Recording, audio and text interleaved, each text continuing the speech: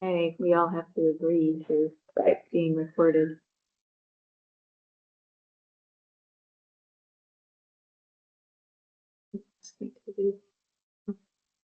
All right, I think we have all of our settings. It is 1:02, so we are 2 minutes late. But the meeting is recorded. Just. Okay, so this is a meeting of the Land Use Review Board. It is 1:03 on Friday, 2026. We are here to conduct a pre-application meeting for the Two Rivers Ottauquechee draft regional plan. I am going to introduce myself, Janet Hurley, the chair, and then ask each of the board members to introduce themselves. Hello, everyone. I'm Alex Weinhagen. And Kirsten Sultan. Hi, everyone. You. That is a quorum of board members. And I'll just report that we conducted site visits this morning throughout the region. And this pre-application meeting, this whole pre-application procedure is a procedure that is essentially a collaborative, getting comments from all interested parties together before the regional commission adopts its final plan. The regional commission will have to come back to the Land Use Review Board after adoption for a more formal hearing. And then the board will make a more formal determination of compliance for the plan. Right now, what we're doing is facilitating a venue for comment for anyone who's interested in the plan. And the board will give preliminary feedback to the regional commission in the form of a written response within 60 days of the application that we received a few weeks ago. So we are taking comment for the first 30 days, and now I need to recall, when was it that we got your plan? June 3rd. So we are taking comment for 30 days from June 3rd, which I think is actually July 3rd. Yeah, you should have got our plan on like the 26th. Right, but we determined it complete, and that's what starts the clock ticking. Oh, okay. But yeah, thank you, Kevin. So anyone wishing to comment can submit comments to act250.board@vermont.gov. So any written comments can be submitted that way. You can also mail comments if you don't email. As I said, we're taking those comments through the first week of July. So what we're going to do today is allow the Regional Planning Commission to give an overview of their draft plan. We'll take a little break, and then we will have questions of the Regional Commission from board members if there are any. And then we'll open it up to questions from state partner agencies that might log on here, or anyone else that has questions for the Regional Commission. So with that,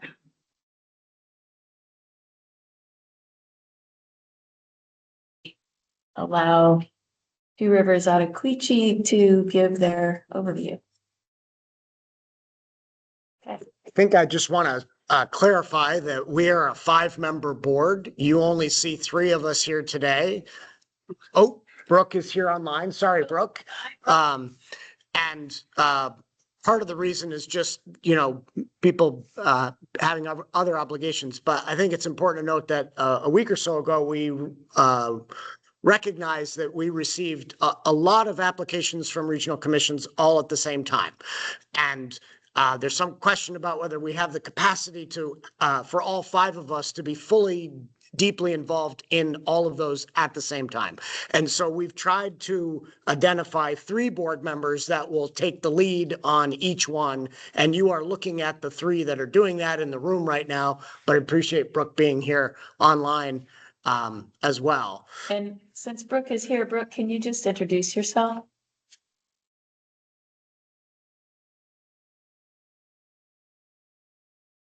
Hi, folks. This is Brooke Dingledine. Oh. You're muted for the record. Yeah, she's from Reno. Yeah, I Can you know. hear me now? It's still, well, you can see Brooke and I think she's introducing herself. Hi, Brooke. And for the record, that will be recorded. Brooke is here with us. Thanks, Yeah, Brooke. so Sarah Hatt is the fifth board member, and just to finish that wrap, it's not to say that all the board members won't be participating, but we're trying to have a few of us be more intimately involved. So there you A have little it. bit of divide and conquer. Yeah. Okay, so Kevin and Kyle. Okay, so you have our presentation on the drive there? I do. Give me a moment just to bring it up. Sorry for not having it ready to go.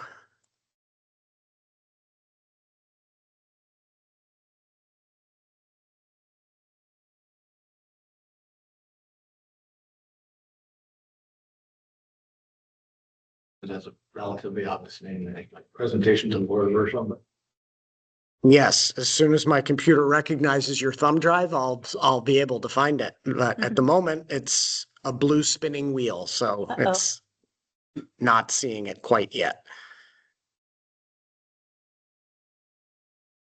Now I've got it now. Just took it a moment.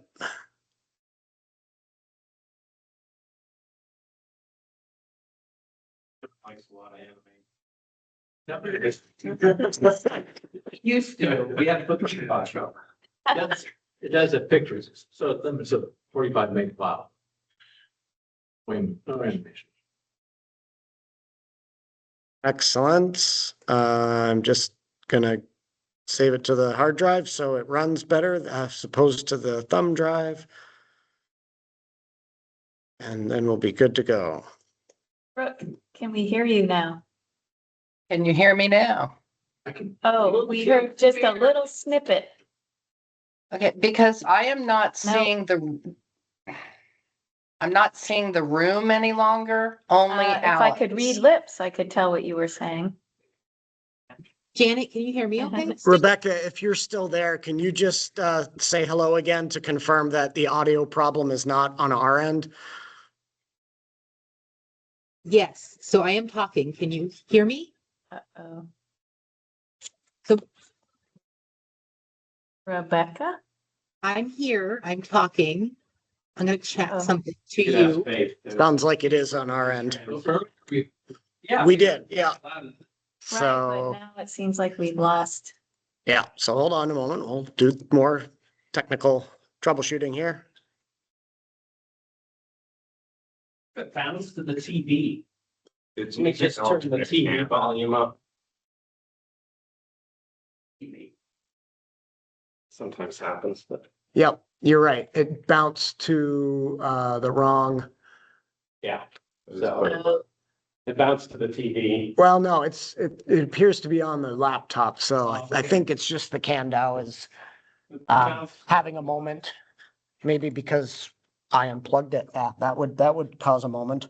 Any Ah. luck hearing me, Alex?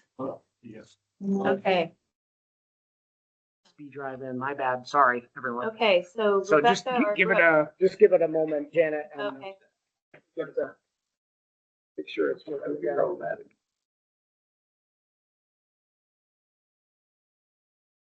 Okay, Brooke, why don't you try again to introduce yourself? Can you hear me now? yes, we can, loud and clear. Okay. This What is about Brooke me? Dingledine. I'm a board member and happy to see you folks today. And you too, Rebecca. Okay. Rebecca is Well our done, staff Alex. attorney. Yes, thanks. Faith is our coordinator from V-Trans. Yep. Okay, thanks for being here, Faith. All right, so now Alex is going to try again to get the Two Rivers Ottaquiche presentation up on the screen. Janet, did you want people in the room to introduce themselves? How about when you start? Sure. I will say that way back in the corner there is Pete Kopsko, our District 3 coordinator, district coordinator.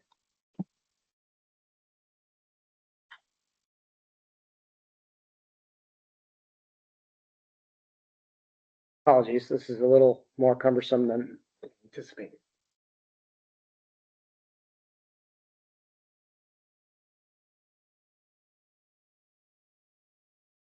Okay, people can 2x through this part of the presentation if they're listening recorded. Oh, there it is.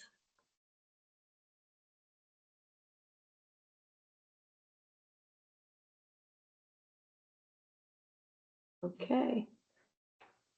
There you are. Okay. So if you want to introduce the four of you. Sure. So I don't know if anybody out there can see us, but I'm Kevin Geiger. I'm the chief planner at the Two Rivers Ottaquechee Regional Commission. Kyle Katz, Regional Planner at the Two Rivers Ottaquechee Regional Commission. Peter Gregory, Two Rivers Ottaquechee Regional Commission Director. Pete Fellows, GIS Manager, Two Rivers. And we are the prime team. The other person who's not still with us was Kyle Hansen, who also mainly worked on the plan. That's the kind of bunch of us there. I'll just kind of go next slide and you can kind of go along here. This is a little bit on our process. Our process is also laid out in detail in Appendix G, I believe, on the website. That 65 is the number of meetings we've had and counting as we've gone along. We did a full redraft of the regional plan a little over a year ago. And that's why our latest regional plan adoption date is February of 2025. We did not touch, though, the land use section and the housing section. So those, if you were to look back at that, those were just the same as the previous plan. We didn't touch those two because we were waiting on the housing targets, which kind of was coming in right near the end. And the whole land use mapping protocol was getting done as we finished up there. So those are the two main sections that got really redone. But then we went through the whole plan as well. A lot of it we went through with our executive committee, but the full board saw the land use and the housing and a couple other chapters as well. Of course, all those meetings are public meetings. For the future land use, we went out to each town planning commission, select boards, legislators, other folks, our commissioners kind of got invited to that as well. So that's obviously 30 plus meetings, because sometimes we went out to the planning commission twice, or the planning commission and then the select board. But we went over each of the draft future land use maps, why we're doing it, what the map looks like, how we came up with it, all of that type of stuff. Then to deal with goal 15 and the environmental justice focused populations, again, which has, I believe it's Appendix F in the regional plan, which explains our outreach there. But we went out to a series of small towns and had meetings there. Then we also had regional meetings, which were not town specific, but just explaining kind of like who we are and what this thing is. Because if you begin the conversation with just like would like comments on the regional plan or would like comments on quantum physics or some other abstruse category, people don't know. So we're like, what's the regional plan? How does it intersect with you? What does it do and what doesn't it do? Just so we could try to cut off some of the things like it's instant town zoning or other stuff that was out there. We also put as we went to each town, we put their section live on our website until we had the whole thing. But as soon as the individual town section went live, we had a comment tool, and so anybody could click on a point and give us a comment, about their land or whatever they wanted to do. We have a newsletter that goes out to about 1,700 people. And so we'd always put that in there. And then, of course, near the end, we had the Tier 1B meetings for the potential Tier 1B towns. And we went out to those. Those were select board meetings because they're the folks who sign the stuff. Keep going. So and we have a paper version over there, but that's on my left, the white and green one is the current future land use map, and the white, green, and aqua one is the proposed future land use map. As can be seen with them, the green, which is our current forest base, going to the current the proposed rural conservation, is not that different. What really became different is our rural. The white became rural general and rural ag and forestry, the kind of slight yellow, and the aqua over there. That was the big change. If we look at the white and the green on the left, and the yellow and the green and the aqua on the right, we went from 98% of the region to 97% of the region. So that 1% of the region, which is roughly 8,000 acres, became other stuff. And that really is smattered across the region where we have various things: downtown centers, village centers, enterprise, you name it. Those maps are not the best maps to look at. And so if you're on our website, and we put in all our notices, there's an online map which is viewable down to the parcel level. It has all the parcel data on it, because sometimes that helps people figure out where they are. Okay, you can go to the next one.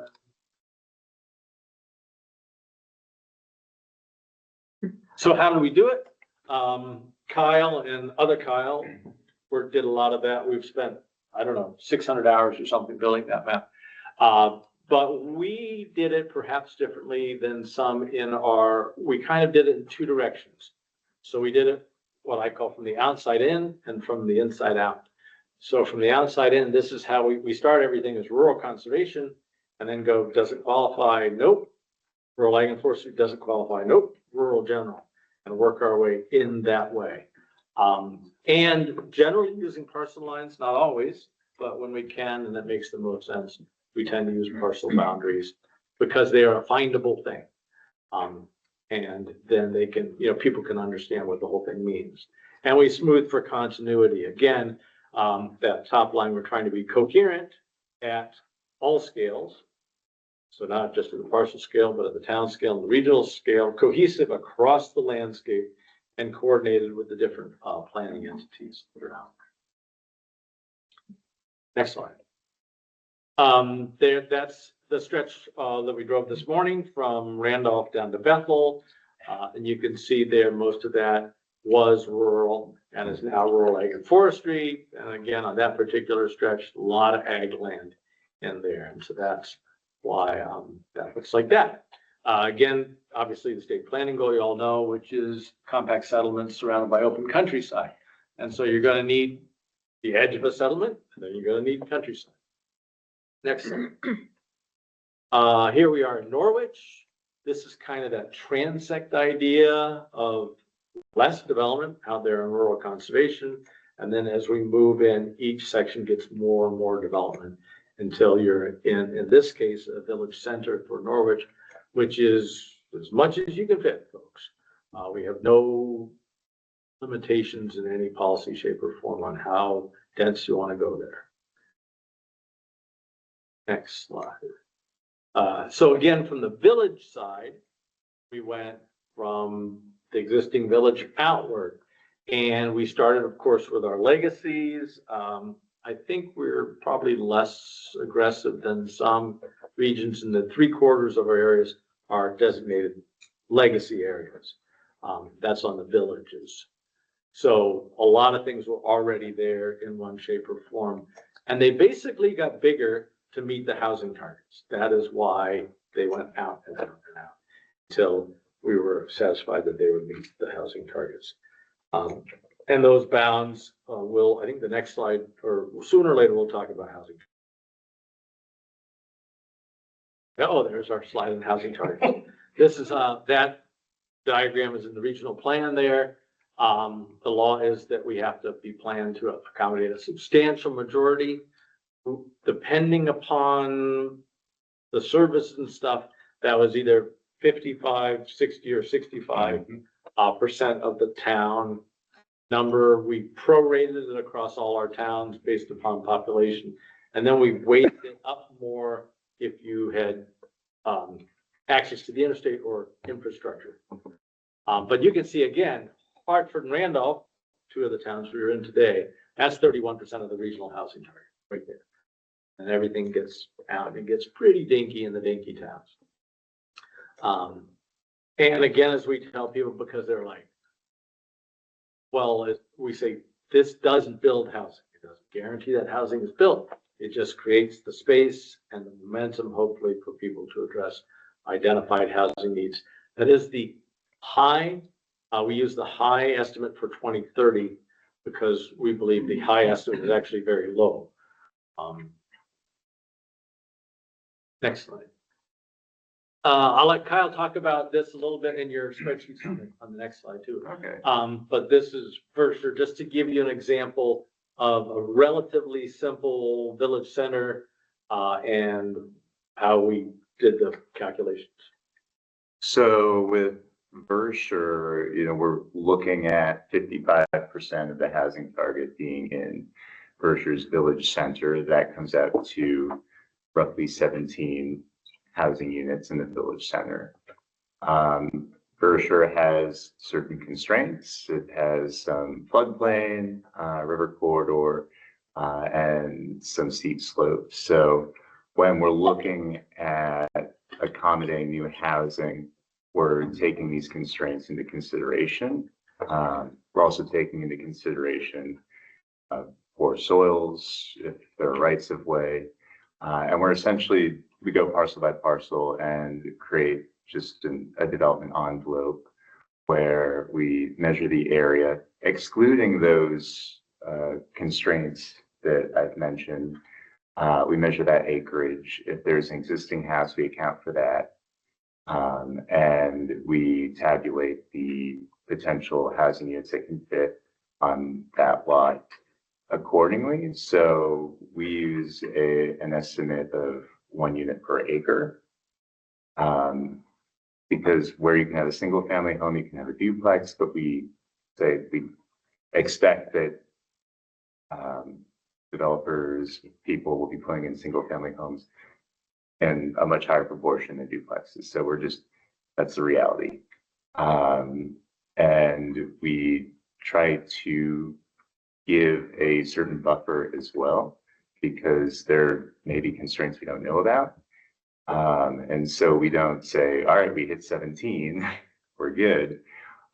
We try to have some additional room for additional housing, particularly because we are using 2030 targets, and we'll have to accommodate, when 2030 rolls around, more housing in our villages at that point. So if you go to the next slide, Alex, you'll see kind of some of the numbers. Can I ask you a question first? Also, point of order for the way our technology works. We record and transcribe these meetings. We don't. The all-powerful AI does that. And our minutes are sometimes helped by that AI. But when we're all in the same room, it doesn't know who's speaking. Oh, okay. So before you speak, if you could just say, and this is Kyle again, and wow, it's awkward, but it helps with our transcript. So this is Alex Weinhagen. And my question was, you said that you used a 1 housing unit per acre density factor. Is that related at all to the municipality's zoning allowances, or is that independent of what the zoning actually allows for in that community, assuming there is zoning? So I'll measure in Versher's case, because they have no infrastructure, we use 1 unit per acre. In towns with infrastructure that have water and wastewater, we look at 2.5 units per acre. The density that towns are required to have is 5. But whether people actually build up to the maximum density or not, we don't know. And so we put a buffer in to make sure that we're hitting that housing target. Yeah, so this is Alex again. Oh, sorry. Yes, it's awkward, but I'll help everyone do it. Yeah. So that makes sense to me, especially in municipalities that have infrastructure. But for those that don't, like Versure, the 1 unit per acre is not based on any sort of minimum density that the state requires, because there's no infrastructure, so there is no state minimum density. So you used 1 unit per acre Is that, why did you pick that? Is that related to a municipal zoning allowance? Or is it just something you came up with? No, this is Kevin Geiger. Generally because if you kind of make a square lot and use isolation distance from well to next well and septic system, you kind of end up at about an acre for a radius. Gotcha. This is Alex, again, and I read that in the plan, and so thank you. That helps. This is Pete from Two Rivers. We did, some towns don't, we want to drive some towns to have higher density in their zoning than they currently do. So we don't want to be directly tied to the town's zoning, current zoning density, because we're hoping folks build more houses. That's the point of the Home Act. And we're a regional commission. Gotcha. So since we're taking questions Yep, now, it looks sure. like, Who are you? Oh, gotta- Kirsten with the board. This is for you, Kevin. Yeah. You had indicated that, it was felt that the housing target, the high one was interpreted by the regional commission to be actually low. And Correct. can you explain that? Sure. The way Kevin, just they tell us who you are. Kevin Geiger. The way that they drove that housing target at the state level was largely through demographic drift and other things there. So how many people are going to add, how many people are going to lose, what are changes in household size? A lot of housing is actually driven by not people moving, but household sizes getting smaller, and so you need more units. You don't necessarily need more bedrooms. Units and bedrooms are different things. But it does not take into account everybody who's cost burdened right now. We know in our region roughly that there are 10,000 households that are cost burdened right now, which means we need 10,000 affordable units right now for those people. And obviously our goal is 3,500. So, we know we're well short. If we make 3,500 units and every one of those units is affordable, we're still almost 7,000 units short for our current population, let alone the people we want to bring in. That's why the number is even though the number is very daunting, and people are like, oh, this number is so huge. We go, yeah, it's nowhere near the actual number that's driving this housing crisis. I want to jump in with one more. This is Kirsten again, and this is whoever wants to answer this. So you explained how you identified the developable land, basically. Do you know within the mapped area, the future land use category areas that were evaluated to, have capacity to support that housing development, roughly what was the percentage that was determined to be developable? Did anyone ever sort of estimate or that? Like, is it, or maybe even in an order of magnitude? So I think on the next slide. Yeah, you go so- jump on. Oh, Kyle Katz is. Okay, so this essentially shows our methodology. We look at parcels and look at the usable acreage. So that's Right. not telling us the entire parcel size. Right. That's just telling us what acreage is included in that envelope. And then it subtracts out if there's an existing unit there. So we've done that for all our towns. And I haven't totaled up, but it's just an Excel spreadsheet, so you just summarize it. Oh, okay. So you don't know what the percentage is. That's okay. No, I did not look at that. We were focused on the housing. So- targets. Kyle, this is Janet Hurley. Was this largely a GIS exercise? Yeah, it was you- looking parcel by parcel and taking various layers like 35% slope. Sorry, Kyle again, Kyle Katz. Looking at soils, if they're suitable for septic or not. Looking at if there's river corridor, flood hazard areas, and just not including those. Right. And so we went parcel by parcel in each town and did that. That's, I think that's a little more detailed than anyone else we've reviewed yet. I mean, but We at the- also they're small areas, so it's not, Berkshire Yeah. had a total of 11 or Okay. 12 parcels, so we're really just, So, yeah, but you have a lot of towns. We do. With So these some rural towns areas. take longer. Yeah. Kirsten, again, my understanding was this was done for the category of village center. Done for This- all the village Oh, center, downtown center. Village area. Village area. Village PJ. area. Yeah. Where we, Kevin, where we have sewer and water, you kind of don't have to crunch it because there's so much space. We're not moving those boundaries out to meet a housing target. You know, we can fit literally 1,000 units in some places. Yeah, at the beginning, this is Pete from Two Rivers. At the beginning, some other RPCs took a more automated approach to this. And we felt, Kyle and I talked, and probably the best example of the value of a less automated but still using GIS with multiple overlays is Kyle developed this way to figure out, oh, this parcel has pieces up there and pieces up there, which are pretty useless, but we have this nice development envelope here that's this big. If you were just running an automated GIS process, you would get an acreage that's actually bigger than that development envelope.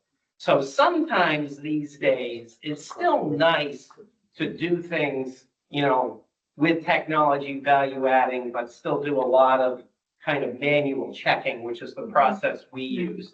And we feel it's good. Okay, thank you. Okay, so, next, we can come back to that subject. On the tier 1B area, obviously, the tier 1B area, you have to have one of the future land use areas, to be in that. And then you have to have the other statutory, stuff of zoning and subdivision, which are the biggies, I would say, in our region that take you out potentially of that. All of those towns, got a letter early on this year, right around the first of the year, that said, by the way, you're tier 1B eligible. This is what that means a little bit. We're going to get back to you shortly. Because we knew that, you know, it's the first of the year and they're just waking up. Oh, by the way, this is Kevin talking. Then we sent them another letter going, okay, here's more of the skinny on what tier 1B is. Here is your draft tier 1B map, which of course is the map that we had over there, except if you had a planned growth area and a village area and a village center, it's just the entire bound versus one. And when we met with each of those select boards, we said, basically the cookie cutter can't change. There's no, like, you can't cut your village in half. You could say, oh, we actually think the village bound is off a little bit. Randolph is a good example. We added a large chunk right near the downtown, which is not floodplain and currently golf course. And they said, what about there? And we're like, okay, there you go. And we said, you don't have to pick all of those areas. You could pick your village area and not your village center, or your village center and not your village area, or whatever, but you can't cut anything in half. Woodstock Village, as I talked about earlier, is the only one that gets cut because the regulations are actually different in the village than in the town outside. And we did include flood hazard areas and river corridors in those areas. We have some slides coming up to talk about that. But we did some basic removals, again, back to Randolph, where we started the day. That large town-owned floodplain parcel, we took out. There's no development in there right now. Easy parcel cookie cutter, gone. This is Janet Hurley again. Kevin, I'm just going to interrupt because I should have said this as preliminary to your presentation, but tier 1B are areas that will be eligible for Act 250 exemptions for housing of up to 50 units. And tier 1B areas, as you show in the slide, can be anything that's mapped on the future land use map as a downtown center, a village center, land growth area, or a village area. So once the future land use map is approved by the Land Use Review Board, those areas are eligible for tier 1B if the municipality meets the statutory criteria for that. And the Regional Planning Commission has requested on behalf of municipalities that have so far opted in tier 1B status. And we will be making a determination on the plan, including the future land use map, but also those tier 1B requests that you have submitted. Thank you, Kevin Geyer again. And we do have about half of our towns took the tier 1B step, I would say. The other towns remain eligible. And so the only thing they'd kind of have to do is say, oh, pick us. And then we told them, we don't know exactly what the process is, but there will be an easy-ish amendment process in the future so that later if you decide you want to do this, that they could go ahead and ask us at that point and be off to the races. As you all know too, right now there's an exemption area. So it's kind of as if they all have it right now in terms of the housing exemption. It's out there, including in lots of places that don't have tier 1B and aren't going to have tier 1B. One of the only things, places in statute that directly references the municipal plan is in talking about planned growth areas. We only have planned growth areas in Randolph, Bradford, and Hartford, I believe. And this is an example of Randolph. And on the right-hand side, the map with the kind of slate blue gray thing there, that's one of the high density districts in Randolph. That purple thing on the bottom is the gateway commercial. And so then you can see that somewhat drove our planned growth area on the left, which is the, I don't know, purplish, light purplish areas above and below the downtown center. And that was one of the connections that statute actually has in statute for us on planned growth areas. Next slide. River corridors. So we want to talk about this because we understand our approach may not be standard out there. The statute says in downtowns and village centers, it doesn't say you have to remove river corridors and floodplains, except when you go over to the tier 1B part, it says you do. And so then you're kind of back in the pickle the same way. Planned growth areas, it says that they are out except those areas suitable for infill development using the adjustment part of the rule. It doesn't say regulations. In village areas, they have regulations too. So there are, in those 3 land use areas, there is direction to not have river corridors or flood areas. Next slide. The purpose, we believe, of that is to not encourage development in those areas for flood risk. We understand that. We are Two Rivers staff. Pete, Kyle, and I are all certified flood managers. Pete and I presented at the National Flood Conference. We are literally out there in flood waters practically when it floods. We both had lomas at our own house. We both have bought at least. My sister is an engineer and she writes lomas. She wrote Kevin's loma. Yes. The amount of experience Kevin and I here is remarkable. And that's Pete Fellows there just. We each have bought 100 tons of rock to put by our house.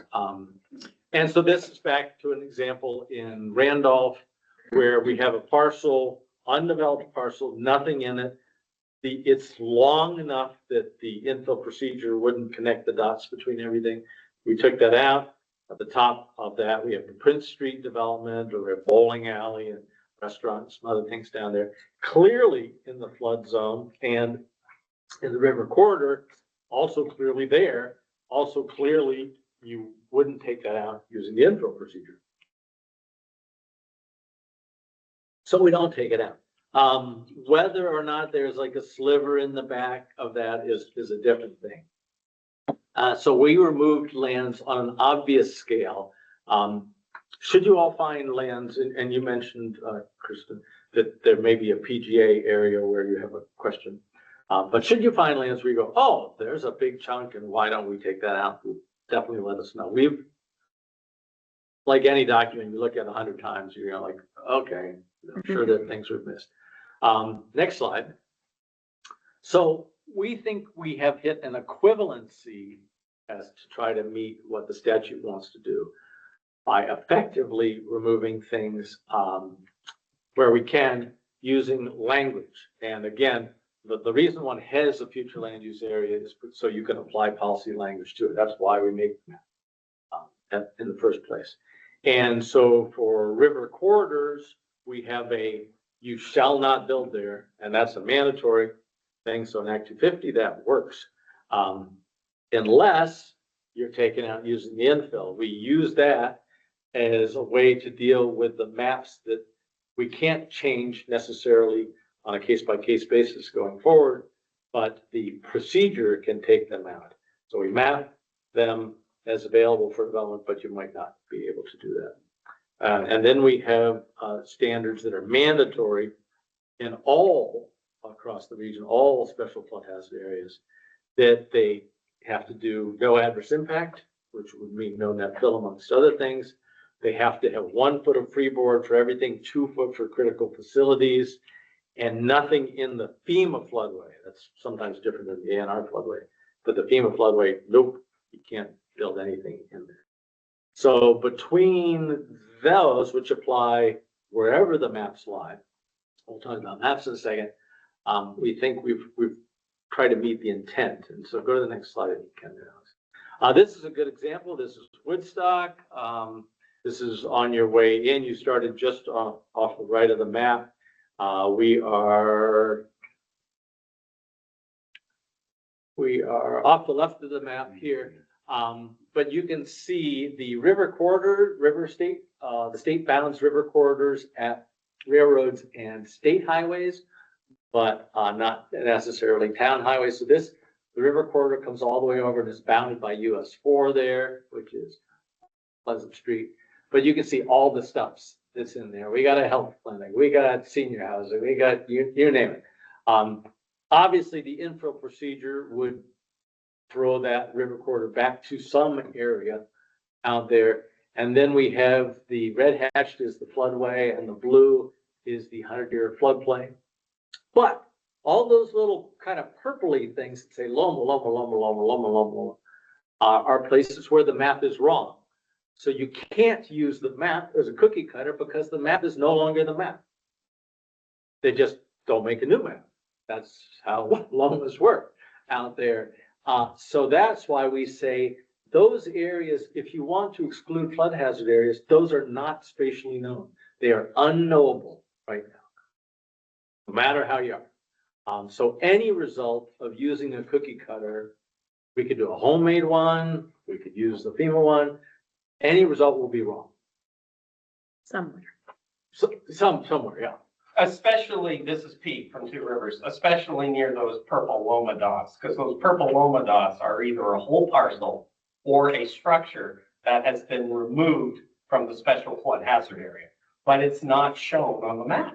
It's only shown as a purple dot if you turn that layer on in the National Flood Hazard layer or in the ANR mapper. Somewhat, and FEMA is the folks, we can't do a Loma as much as we'd like to. Only FEMA does Lomas. As we often say about FEMA maps, they're wrong, but they're officially wrong. That's the way they work. Next one is around river corridors, I think. Yep. This just references back to us standing on the bridge in Bethel. There you can see the river corridor goes slightly outside the flood area in the middle there. But as we look downstream, there was that building on the left, the entire building on the left that we could see this morning, kind of with the dam structure stuff. That entire building is in the river corridor, as well as half of all the other buildings lining Main Street there. Obviously, that's going to get bounded back through some, but where exactly does it get bounded back? We don't know. So again, that river corridor map is wrong already. We know that. Only DEC gets to change it. Both DEC is in the process of updating the river corridor map. FEMA is in the process of updating their map. So even if you took their map as gospel, they would be outdated in the next year or two. And then we'd be stuck having a polygon for a future land use area that is out of date. And so in general, where you'll see in our region is that will all be village center or something.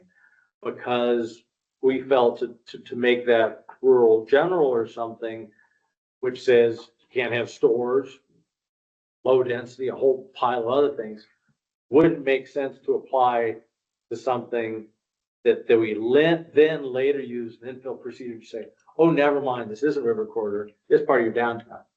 And we were like, nope, it's not part of your downtown, it's still rural general because our map gets static. This is Pete from Two Rivers. I think a lot is going to improve and some of this problem is going to go away in the next 5 years. I was completely unaware of this, but way back in the day with Mary Neal and a Bear Creek Environmental, I worked on hand field surveys of the first fluvial erosion hazard on the west branch of the Ompong. So I've been at the very beginning of this process from that to now. I was unaware. 2 weeks ago, I saw Michael Stone's presentation. He works for new hire at DEC. And I knew this, but the 2019 river corridor flood maps were built before our modern LiDAR was available. That was finished statewide roughly 2022, 2023. This slide is a great example. The steep slopes behind Bethel Van Shell and that manufactured home there, Michael is using the new LiDAR data to completely change the boundaries of the river corridors, and he's going to do a preliminary release of that in 2028. He just gave a presentation on this 2 weeks ago at the Geoforum. I didn't even know about it. So there are major changes coming down the pike because they know that the river corridor layer is, it was a first draft. And what I'm up against when I'm thinking about complying with the statute is how do I make the map functional in an Act 250 process? And I get really nervous because the example here in Woodstock is the river corridor comes up behind and on top of the Ottaquiche Health Center. It comes up on the bank on the far side of Billings. And they're literally, Twin Pines is building a senior housing wonderful project on the bank. Now, everyone's like, oh my gosh, maybe they shouldn't be. That bank has never flooded. Now, I know that, and I could pull it out in the Tier 1B, infill removal process because it always floods in the Billing field, Marsh, Billings, Rockefeller on the other side because there's a low, big field. Great. And, I can pull that out, do that. We know our region pretty well, but we don't know all these places. We're going to make mistakes that could have major implications in on-site Act 250 permitting when people go, there's a line right there, we can't do anything there. And that's really scary too, especially if it's a great housing project that you're putting in a village. So I think Kevin's equivalency approach, where the map is just a small part of the plan, and the plan, the policy language is really the driver. And that's something that we've always believed. It's the plan. There's appendices, there's a map, but Peter, with his colleagues, was like, folks, you need to write a plan where you have regional future land use area purposes and policies like we do in town plans. That was one of the, genesis of 181. And then we have mapped areas that help you implement those. And this is Kevin again, and you can go to the next one. I think there's one more. So both you and I are in this statutory conundrum. With our policies, we understand that everybody doesn't have our policies. We have mandatory policies that have mandatory effects in Act 250 in those areas. And so they are not fooling around for the things that trigger Act 250, of course, and most does. But so we can't make a good area, well, we aren't supposed to map them in, but if we remove them, then the policies will be wrong. And so we go through all this thing trying to go, what's the best fit? Using the doctrine of harmonious construction, which says statute shouldn't make you do the crazy thing. You should try to do the other thing that works best. That's our approach. And I think that is our time. And I think that's our slide too. Yes. So this is Janet, Kevin. So what you're saying is that you have language within the plan that is controlling Yes. for Act 250 projects. Yes. For these future land use areas that are eligible for Tier 1B and some Tier 1A, you might not get those projects because they may be exempt. They may be exempt from Act 250. Yes. Oh, totally. Right. So, so I think Kirsten's concern about PGA is still relevant, because if that area gets included in the Tier 1B, Tier 1A, I don't know if you're gonna have any Tier 1As in this region, but We don't propose any tremendous. yeah, but, then that language isn't going to control unless the municipality has similar language, which it may. And so just pointing that out.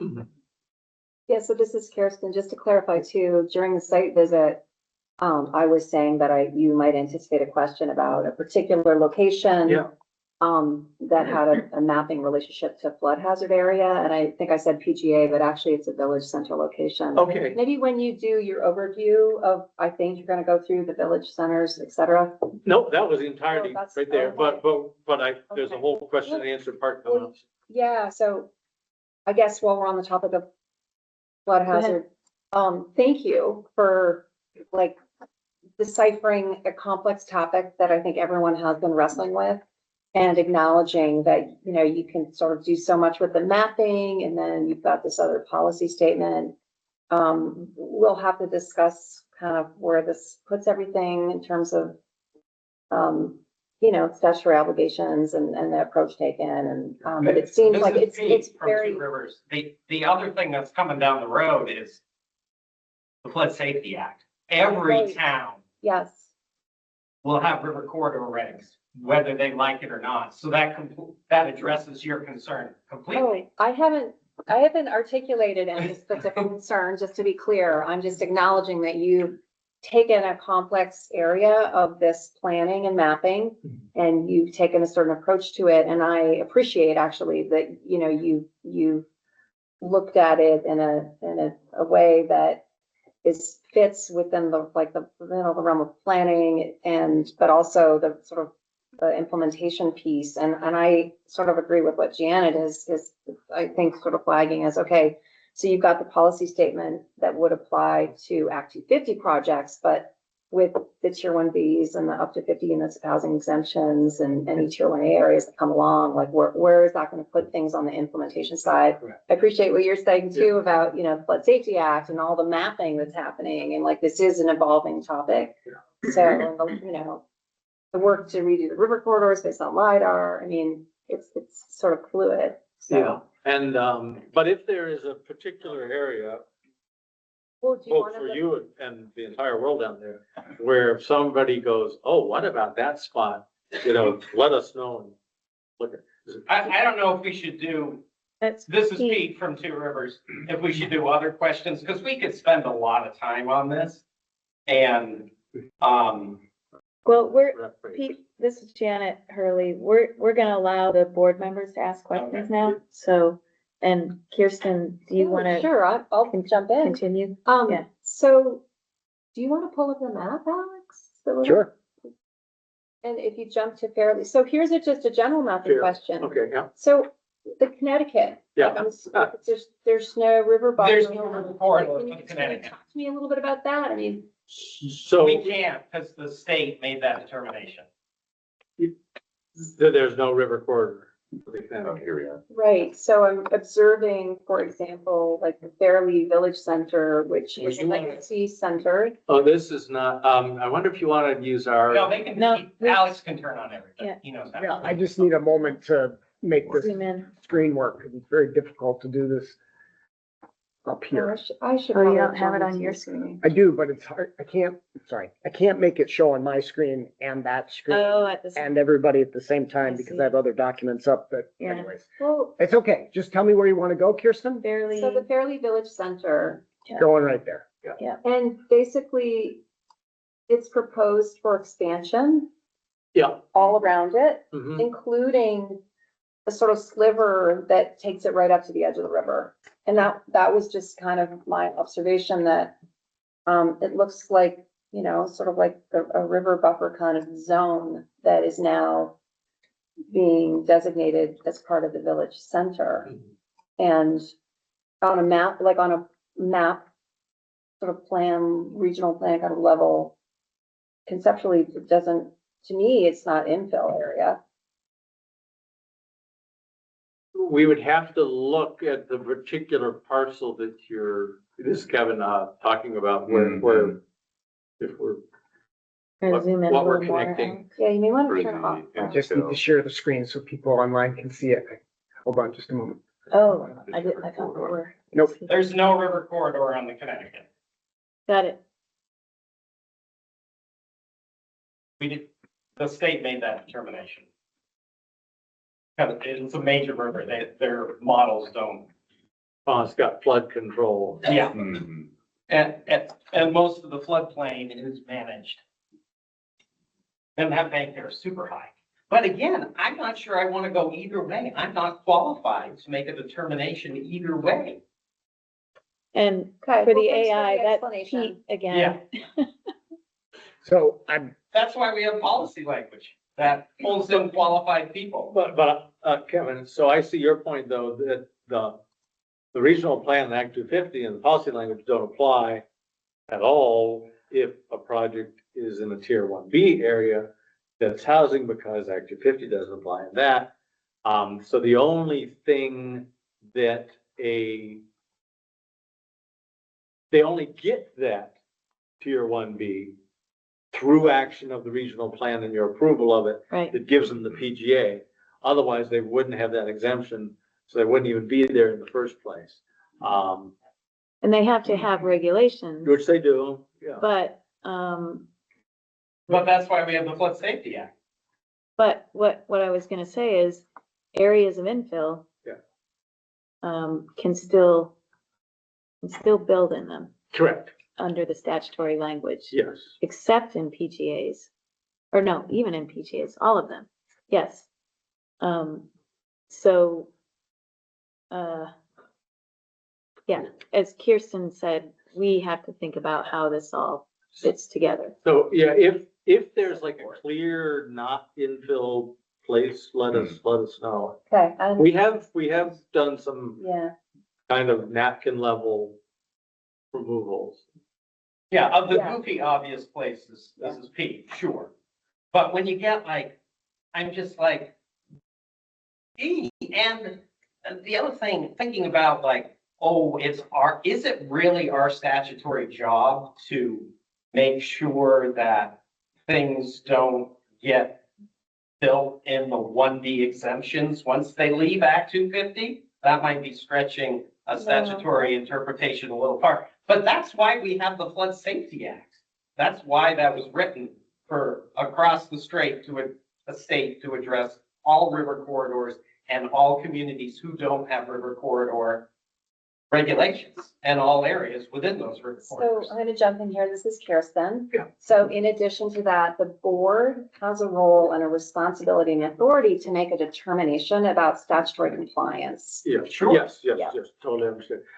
Kevin here, just another odd bit from the Flood Safety Act, because that was kind of like a couple sessions ago. That directed DEC to work with all regional commissions and actually do the infill process to give us a good line. And that They was never due. did. Yeah. So it That's might, some of what we're trying. it might be nice if somebody Yeah. told them that. They're more qualified than we are.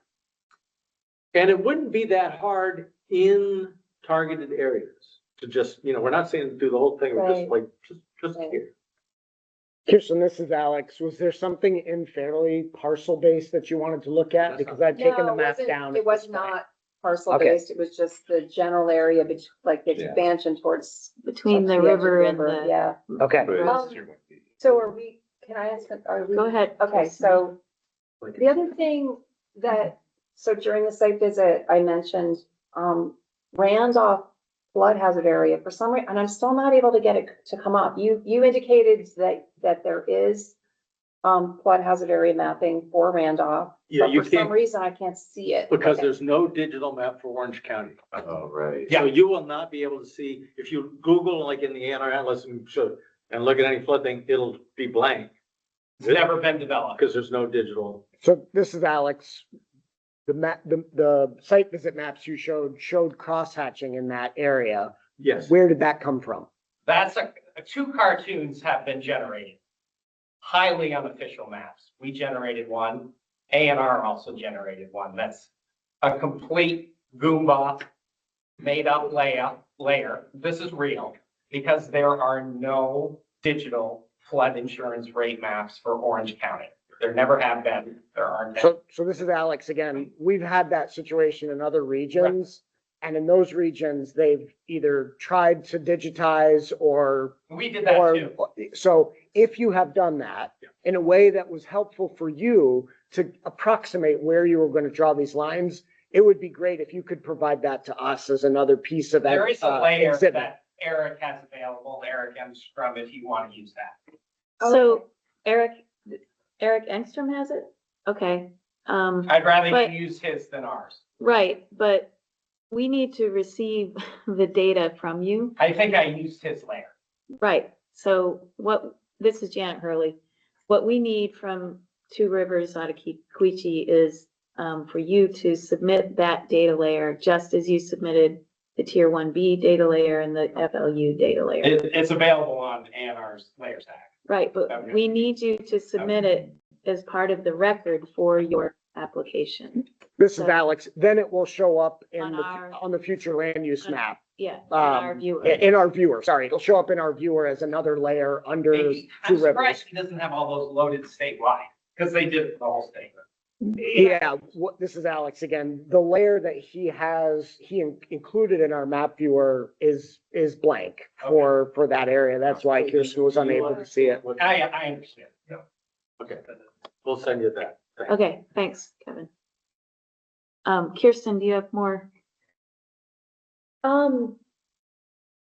I guess, no, not on the flood hazard area river corridor topic, I guess Well, you beyond. can go so- on any Okay, topic. so the 1B requests, and I'm still making my way through the plan itself, so just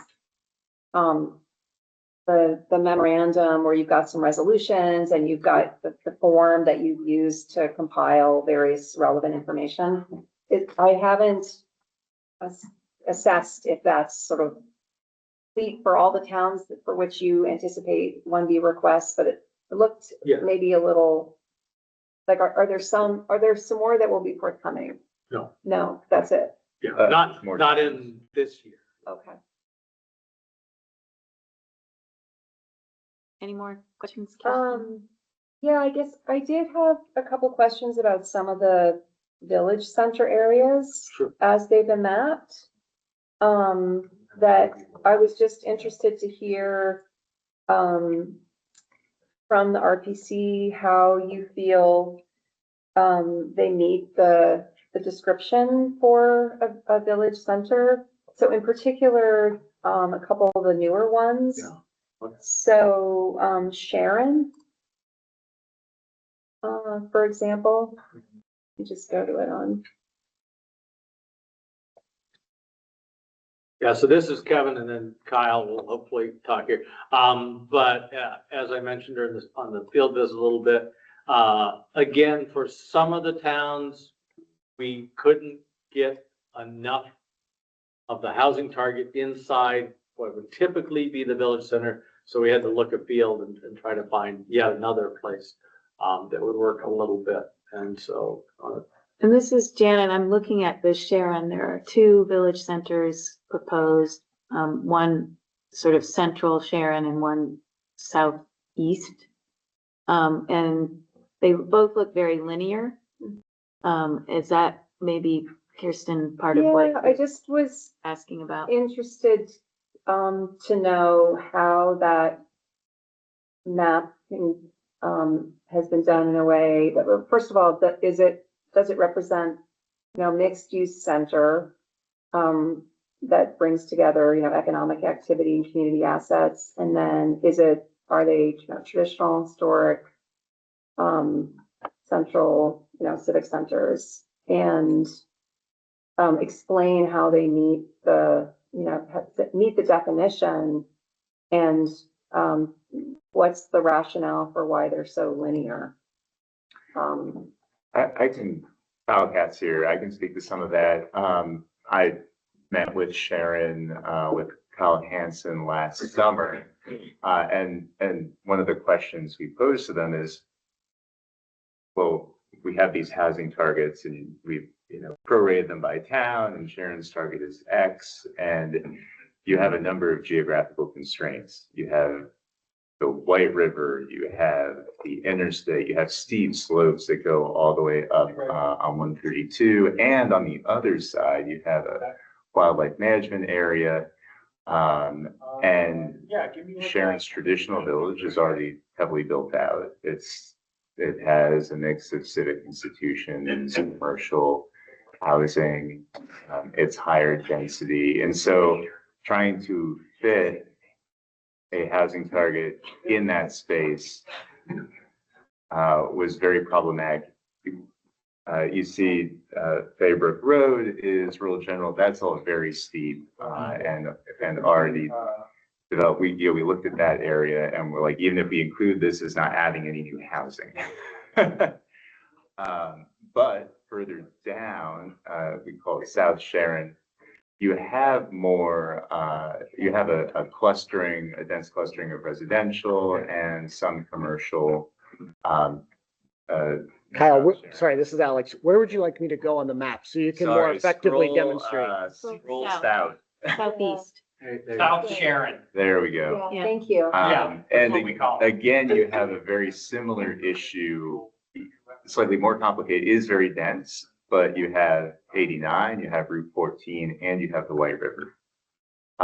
But because it's denser and has more parcelization, more residential, This is and the way it's always been. I believe, again, some commercial, it seemed like a logical place to try and accommodate the housing target. We explored up at the top of 132, Beaver Meadow area, but there's really nothing up there. So it would be like trying to create a housing target in a place that has just a few homes, a village center where there's not much to begin with. So this is Alex. I think I understand. And definitely appreciate the strategy that you're deploying to try to adjust these future land use areas to meet the statutory requirement to address the housing targets. But we will have to look at both. We will have to look at what Kirsten's saying, which is, does the area that you have expanded it to include still meet the statutory definition of that future land use area? And does your mapping address the housing targets? And I guess my question is, why not use village area instead of village center in some of these places that you needed to expand? Like where you felt like you had a coherent village center and you wanted to make it bigger to hit the housing target, why did you expand the village center rather than just adding village area as a separate future land use type? So we can't, this is Kevin, we can't add that as a village area in Sharon because they don't have zoning. That's the answer I was looking for. We've heard some, sorry, this is Alex. We've heard some regions say it's in the river corridor area and we can't add a village area there because it's not, doesn't meet the infill rule.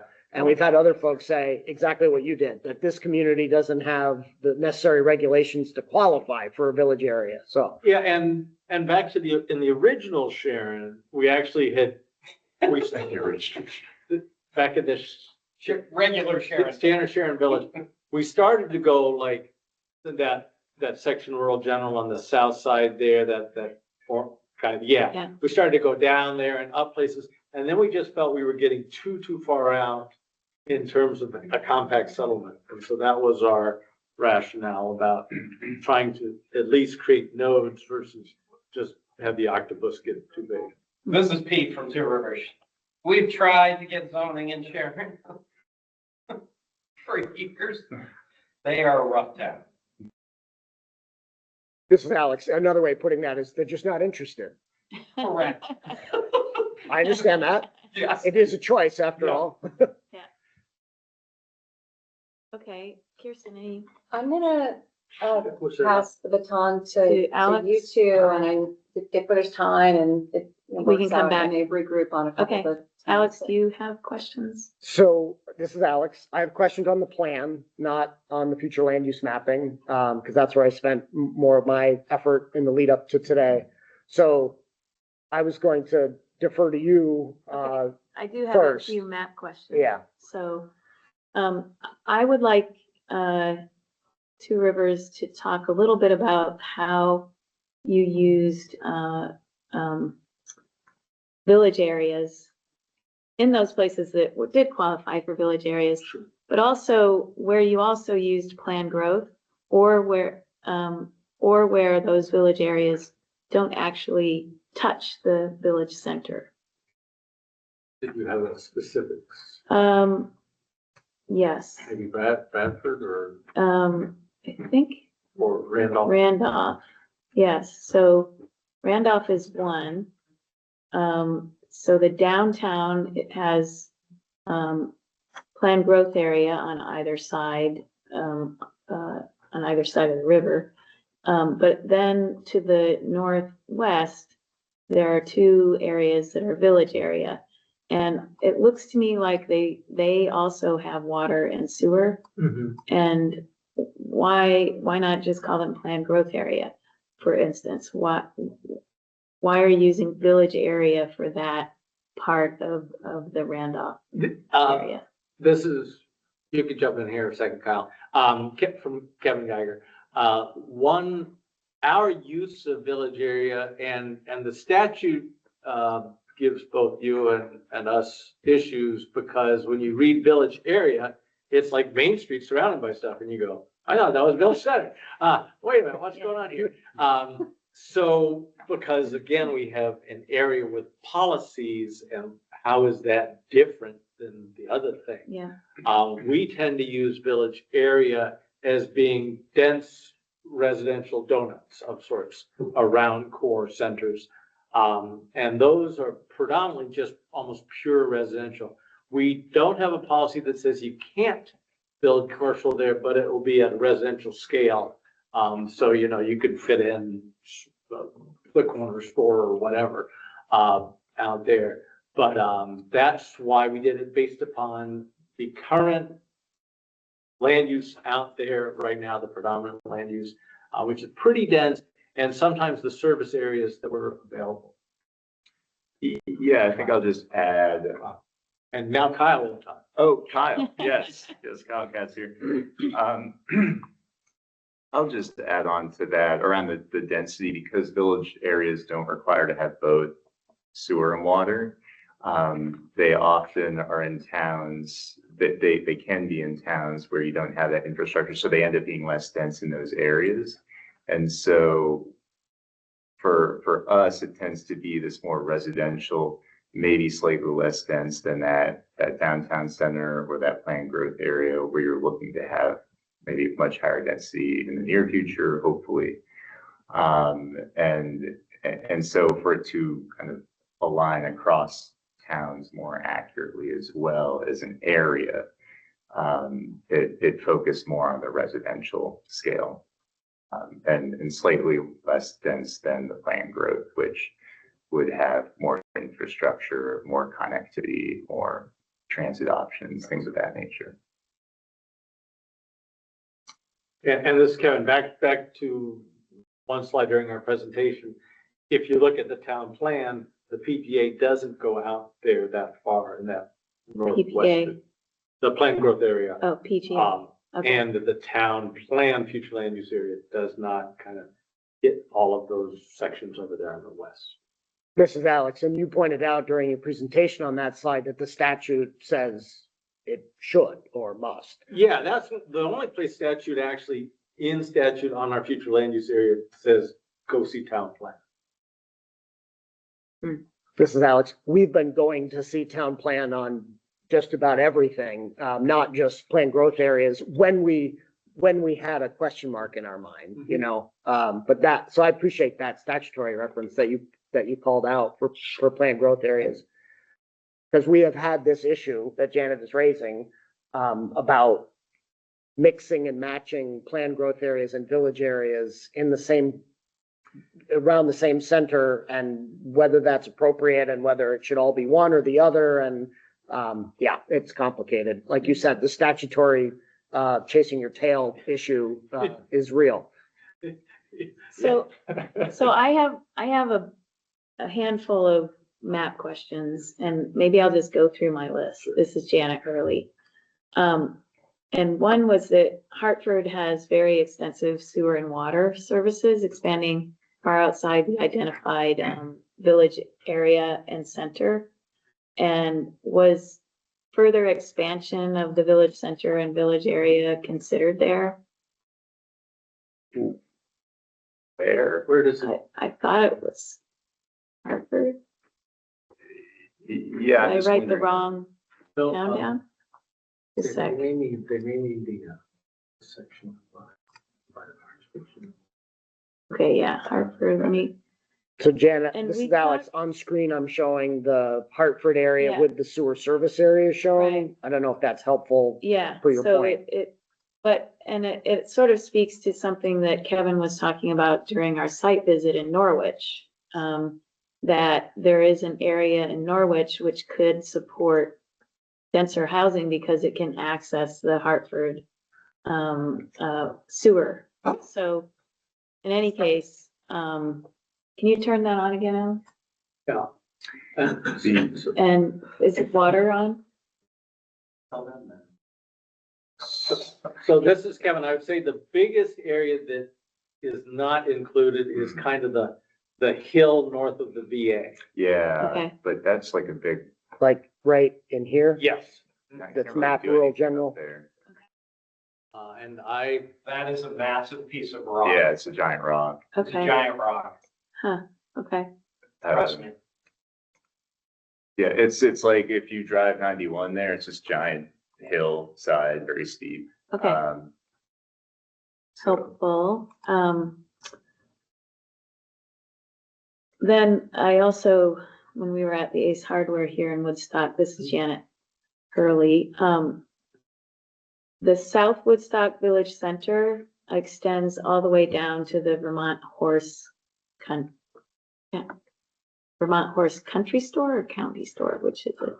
Yeah, this is Pete from Two Rivers. It extends to, And the a Horse store there, Association.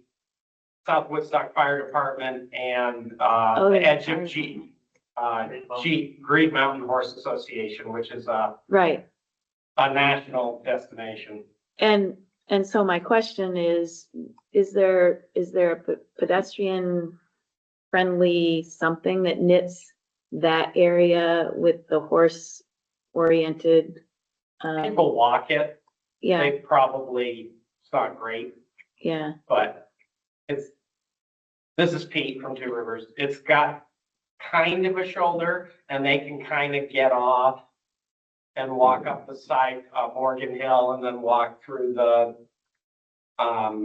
fire department parking lot and then kind of make it to where the traffic slows down a little. It's not ideal, but it happens. and this is Janet. Is there water or sewer down there? there is sewer. Sewer. Yeah, there's a small. And it extends down to the, I think Store it and the- extends to a couple of houses near it may extend to GMHA. I don't know. okay, This is Alex, Janet. I'm lost. Can you just tell me by looking at the map where we're Yeah. talking so I can yeah, zoom in right at the appropriately? bottom there. Yeah, Right, perfect. right there. Right here? Yeah. Yeah, So there's your sort of- your question is pedestrian wise, how people walk from where to where? where your cursor is, right there. Yeah. Yep, Down to Down the to here? southern end down there. okay, Yeah. along Route 106?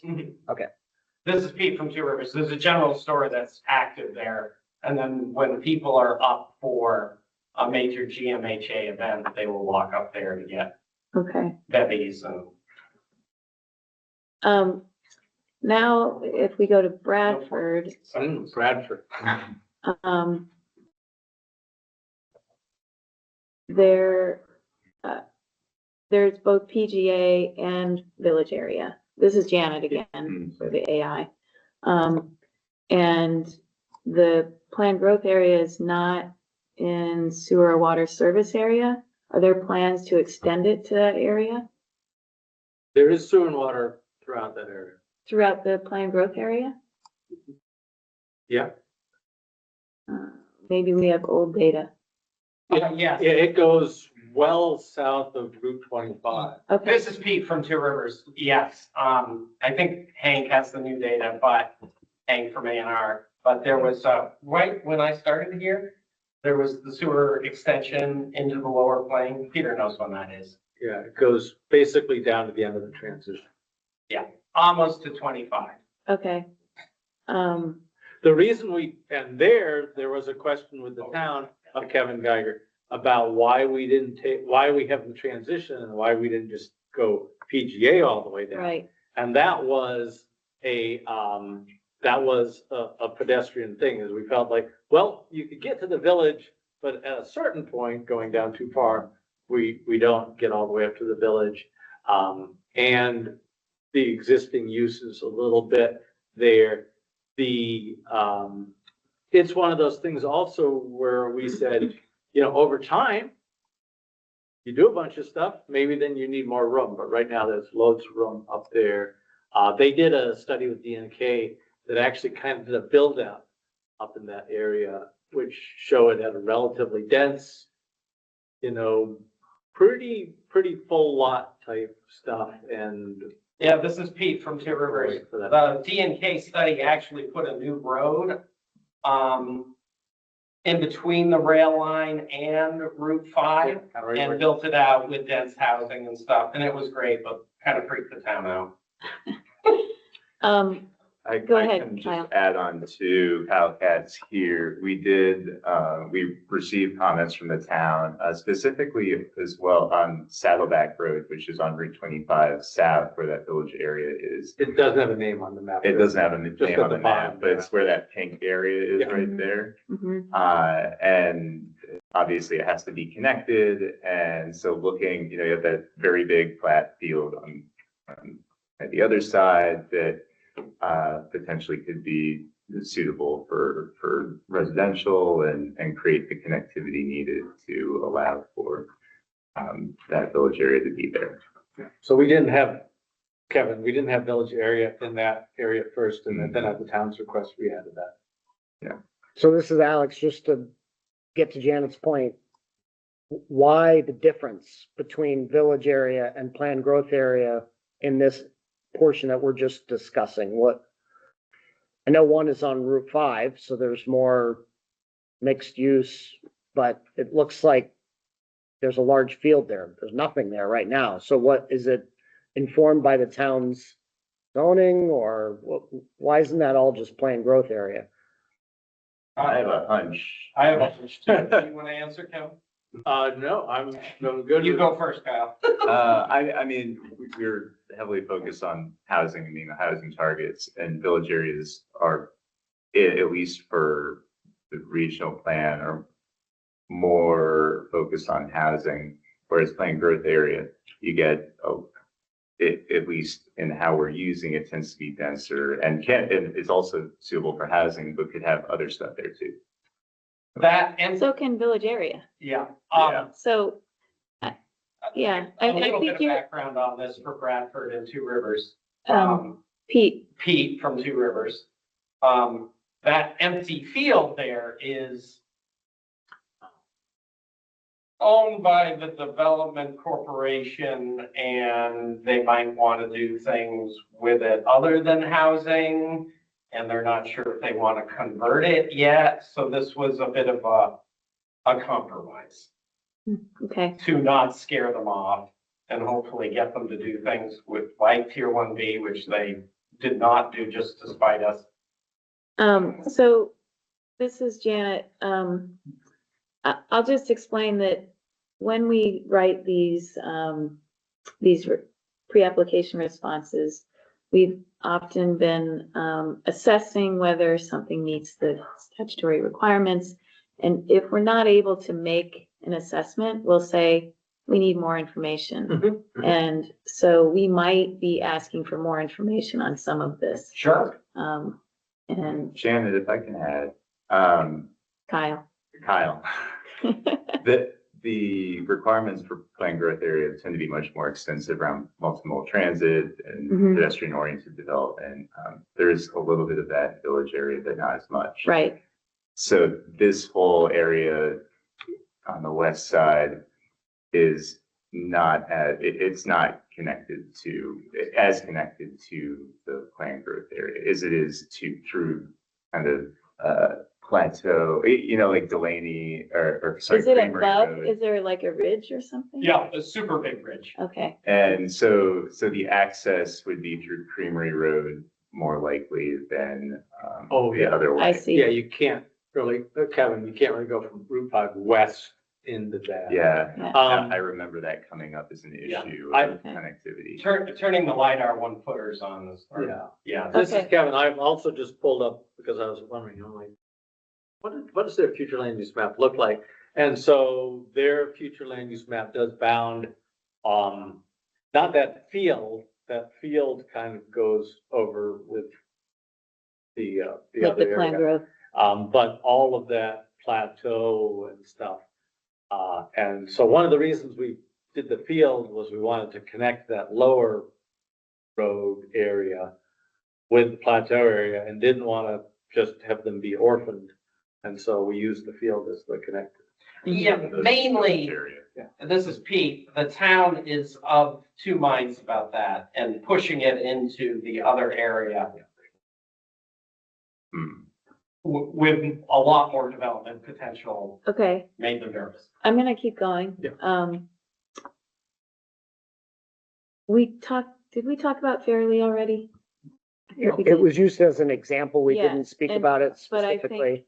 Well, Just the, but it was very narrow. We talked about Sharon that was very narrow, and I suspect maybe Fairleigh has constraints that are similar. Yeah, it's so cliffy, the paragraph. Okay.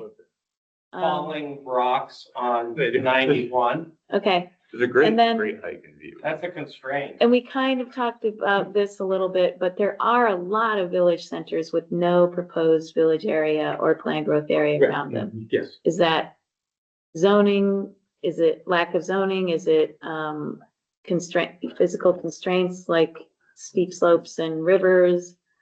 Is it that those This is Pete towns? from Two Rivers. We have 9 towns without zoning. We could do a list if you ask for more, like how that matches up. I'll add to, yeah, I mean, in the case of Kyle, in some cases, like with Chelsea, it's already a larger town, but it doesn't have zoning. And so, From Chelsea or something.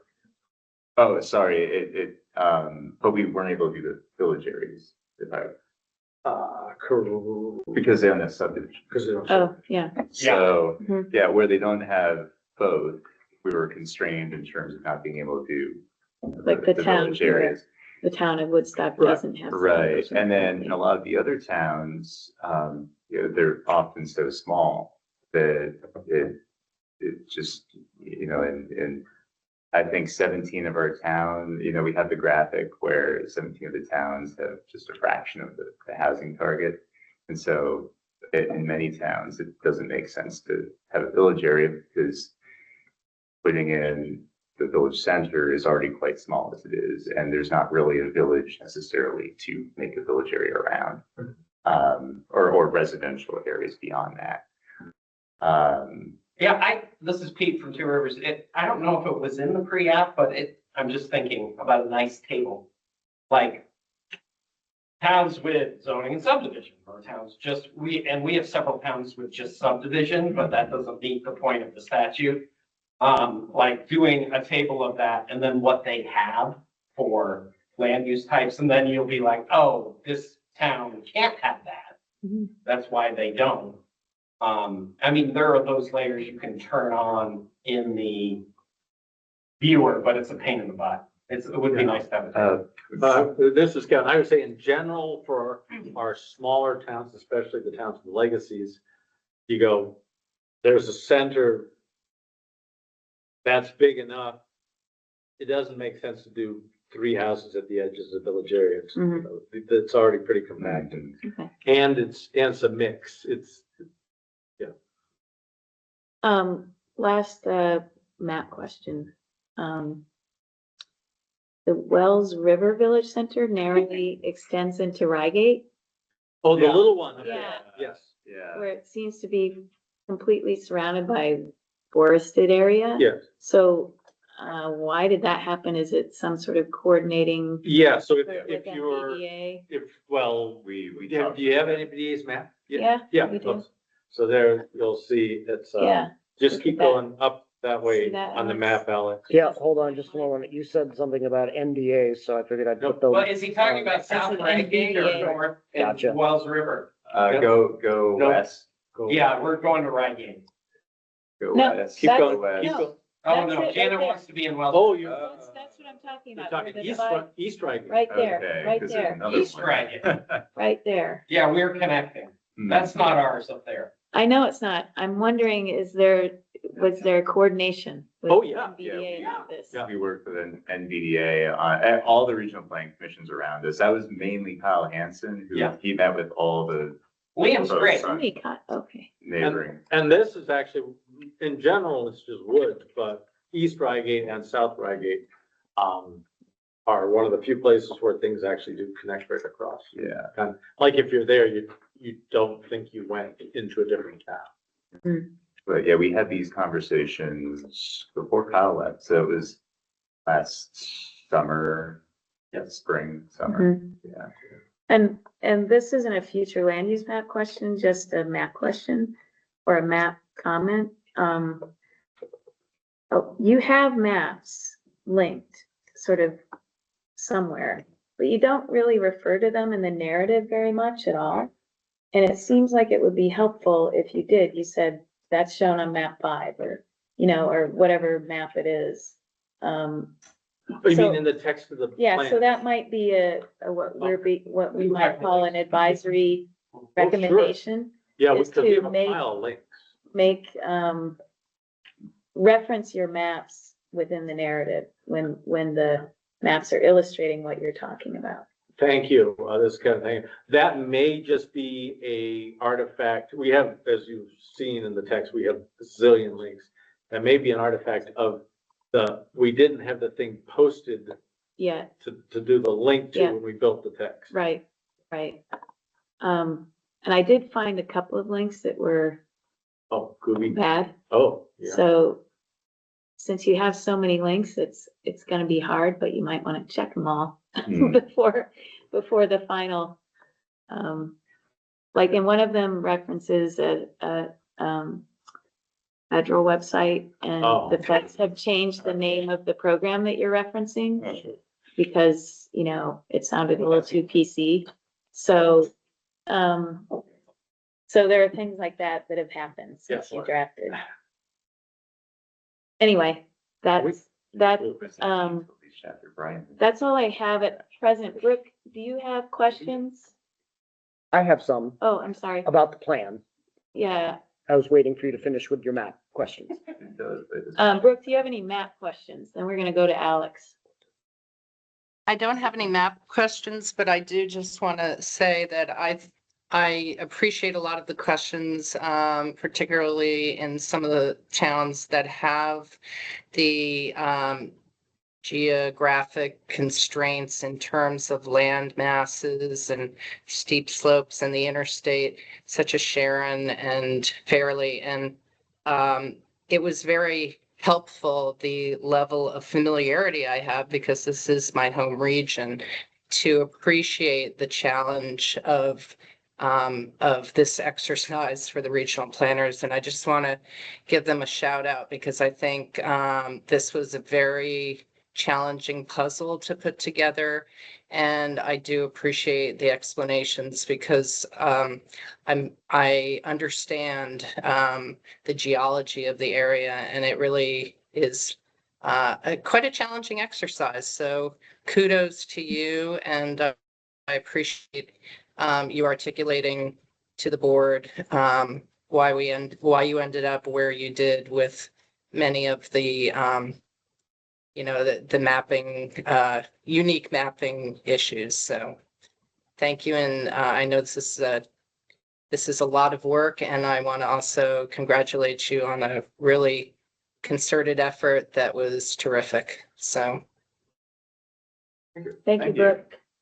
This is Janet. Alex, before we go to you, I do want to just run through our site visits, since that was map related. Sure. So we started in Randolph in the downtown and just sort of got our bearings in Randolph's downtown, and we drove behind the Shaws instead of in front of it to get to Bethel. And then we stood on one of the bridges in Bethel, right south or north of the village. And then we went to the Trestle Bridge and looked at some of the village area back there. And then we went to Norwich and we walked behind the library back there. And a lot of that is mapped as village area. And I do want to point out that there's a street called Cliff Street, because right along that street on the northwest side of that street is a cliff. And above that is a subdivision that really it's mapped as village area, but it doesn't seem like you can really get there from down below in that part of the village area. So that might be something that we ask about in the response. So just for some more information about why that makes sense to include the upper part as part of that village area. Then we went to Hartford, White River Junction, and toured the downtown a little bit. And then we drove into Woodstock along Route 4. I don't know if anybody went into Queechee, like my map navigation told me to do, but then didn't. But and we talked a little bit in Woodstock about the village and town boundary, and that the Tier 1B request ends at that boundary because the town doesn't have subdivision regulations. So, Alex, that's all I have on mapping. So take it away. Great. This is Alex Weinhagen. I had some questions on the plan itself. First of all, compliments. It's a great plan. It's organized well. I like the tone that you have throughout the plan. It feels very practical and realistic as opposed to just pie in the sky. So, well done. So let's see. There are a lot of recommendations on what municipalities should do. You are the Regional Planning Commission. You are not a municipality, or you're quasi, I guess, maybe, but how do your municipalities feel about the regional plan telling them what they should do? This is Peter from Two Rivers. They know we're a regional planning commission, and our role is to encourage regional development. And the state, the feds, municipalities, private sector, all have a role in regional development. So we've got a 50-year history of pointing out what needs to happen for orderly development. That's a great explanation of why you put it in there. My question was, how do your municipalities feel about these recommendations? Are they supportive? Do the members of your board feel like these are appropriate recommendations for their municipalities to be told? Yeah, and Peter Gregory again, yes, the board has gone through all the recommendations as they have on policies and goals. And in some cases, they said, this is never going to happen and not realistic, and we like it, but if there's money someday, but yeah, no, they have obviously seen every one of them. This is Pete from Two Rivers. They've taken some out. I've been like Bruce from Hartford, he's like, nope, it's out, and he explained, and we took it out. Our plan, Peter could speak to this, has been one of the leaders in goals, policies, and recommendations by land use area, and we have a lot of them. This isn't the first plan with that many. They've seen 2 or 3 other plans going back 20 years like this, so it may be different from other regions, definitely, but. It is. Well, Yeah. well, and this is Kevin, since you mentioned Bruce, there have been several comments where we should add additional things that towns should do. Yes. Which they have no prayer of doing with the time and money available, and so that's why we don't say, towns should, go out and, give us a high quality sewer and water line map. You go, yeah. Or, With what money? they should do, build 12-story buildings, or you name it. We're like, yeah. We cut, in the last revision, we cut over 100 pages out of the regional plan. Thank you. Yes, this is Alex. Thank We appreciate, Yeah. efficiency and less words. So, one particular example, this is on, yikes, I'm looking for the page number. It's on page 32 of the PDF. It's Okay. page 2-11, Healthy Communities, section. And it talks about goals, policy, and recommendations for substance misuse prevention. And it talks about the goal being that substance misuse is eliminated in all segments of society. That sounds a little difficult to achieve. Perhaps reduced or minimized might be better, but I won't quibble with the wording. What I was going to point out was that the policies are that the regional commission provide assistance and help the towns in various ways, but then the recommendations are all, again, municipality should do this. Municipality should assess this. Municipality should convene that. And so it just seemed like there was a mismatch between your policy, which is the regional commission provides assistance, and recommendations, which is not the regional commission doing anything but the municipality. Yeah, Kevin, that language largely came out of our health policy kind of working group folks who wrote that. Gotcha. Janet, did you have something before I go I on? was gonna say that, I think it's something that Pete said, this is Janet Hurley, that so mostly the future land use map areas do not have regulatory, implications, except for those that are going to provide these Act 250 exemptions through Tier 1A and Tier 1B. But you guys use them in a regulatory fashion for Act 250 triggered projects. And in particular, you say things like, something shall not happen in rural conservation.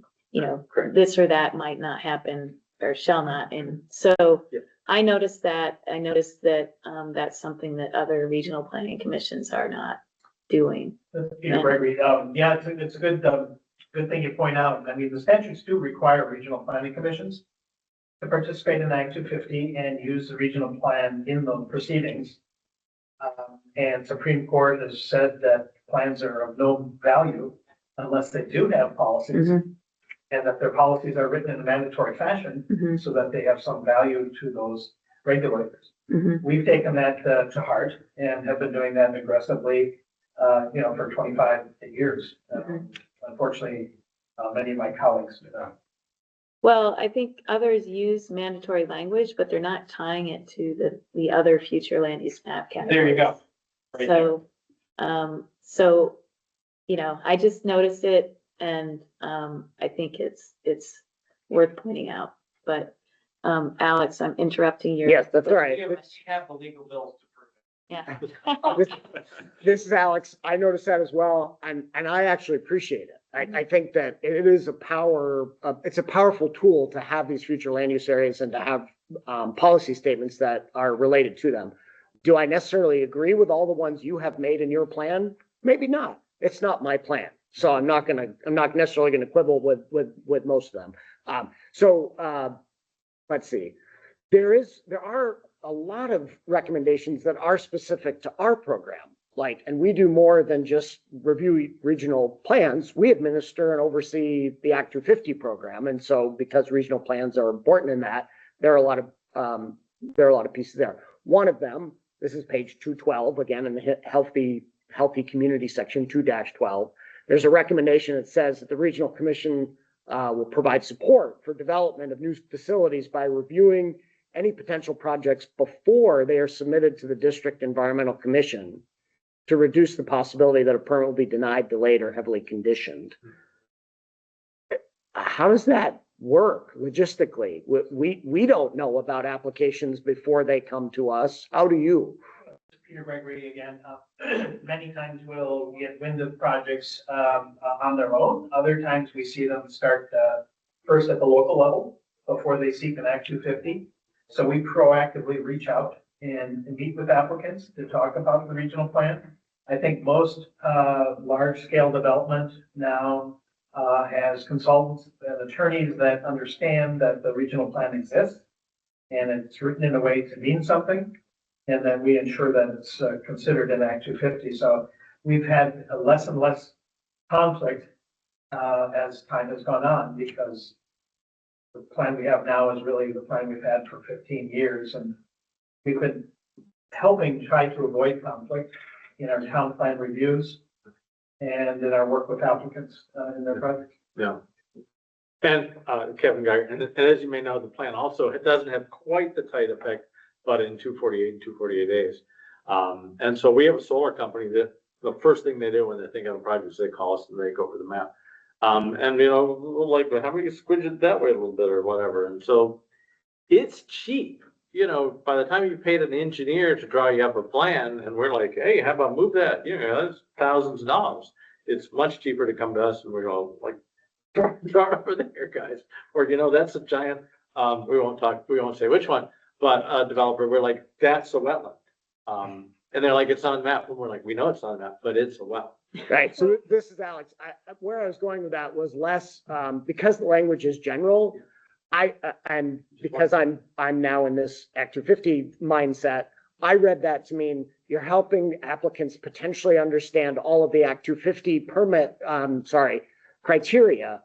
And it sounds like, Peter, based on what you're saying, is more like how a project sort of conforms with the regional plan that will be a function of the Act 250 review, not providing them with advice on how it meets criterion 4 or criterion 7. No. Okay. Well, there are places where, like, for example, wetlands, and we know something's wetland. Right. But otherwise, we're always sending them, is Peter still there? We're saying the folks who give you the JO are the Act 250 people, because that will be like, I don't know if you need a permit or not, but they do, and they're the folks who tell you. So I'm gonna do a time check here. Yeah. We're sort of. we are over time, aren't we? Yeah. I'm sorry. I thought we still were doing board comments to 3, I but we're know, not. yeah, sorry, I should have been keeping better track. This is Janet. It's not 3 yet. We're It's doing not, pretty good. but we haven't let others. Right, so- in on the picture here, so. This is Alex. Janet, would you like to cease and desist of board questions to see if there are any public comments or Maybe. state agency partner Let's comments? do that quickly. Okay, because if there are none, then we can take then the we rest can of the keep time for going, board yeah. questions.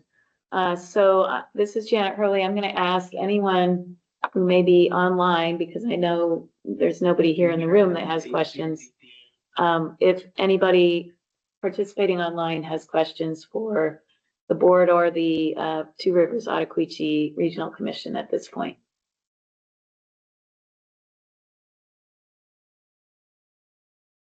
Or comments, not necessarily just questions. Annette Smith is Vermonters for the Environment. And you. Hearing none? Okay. So let me just check, Brooke, you can still hear us, right? Oh yeah, I'm here. Okay, I'm here. okay, so, we're gonna keep going with Alex. Okay, great. So there are a variety of policy or recommendations that read like zoning regulations to me. And so two examples, one is on page 3-12. This is the land use section and specifically goals, policies, and recommendations on rural general areas, where policy number 3 says new freestanding individual multi-unit residential buildings containing 5 units or less may be located along class 3 or better roads. New individual buildings with more than 5 residential units shall not be located in this area. So that's I assume that this is a signal for an Act 250 review. Correct. That if someone's in a rural general area and they have an idea for a 6-unit building, it should be denied. Yeah, they should make it smaller. And Okay. build another. Or build it in the, Yeah, Right, but if they Building. happen to own property in the rural general, Yeah. it's an inappropriate because it crossed the line from 5 to 6. Yeah. Okay, and let's see, there's another one that I thought was interesting. This one's on page 8-15. So this is in the homes in the region section. And this is policy number 7, housing developments of 10 or more market rate units subject to Act 250 must include at least one affordable unit per 9 market rate units. This sounds like inclusionary zoning through Exactly. regional planning and Act 250. it Can you exactly, explain to me why that's appropriate? because inclusionary zoning is something every town should be doing. Right, but as a former municipal official who's read the statute on inclusionary zoning, there are certain statutory requirements that municipalities must do in order to have it, including benefits or ways to sort of help make the developer whole, that this doesn't seem to contemplate. So you can tell I'm a little incredulous that this is an appropriate use of an inclusionary zoning provision, but tell me more about why it is. The statute gives regional commissions basically a wide open authority to write stuff to achieve the goals. If we want to achieve anywhere near our housing goals, it would actually be more appropriate to say all new housing is affordable, period. Not just 1/10 of what you build. But that's where we went. Gotcha. I have some concerns on this one specifically because of the statutory construction around inclusionary zoning, but also because it is very specific to Act 250 projects. Yes. And I think it may be hard for our district commissions to weave this into their review process. But that's just one board member speaking. So let's see.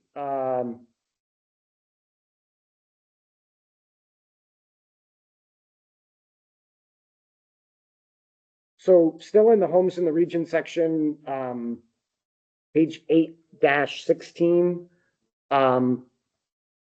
Let's see here. Right, policy 12, new housing projects subject to Act 250 shall minimize additional financial burden on municipalities and taxpayers by only locating with access onto paved roads. So is this a wholesale prohibition on Act 250 housing projects on gravel roads? It sounds like it is.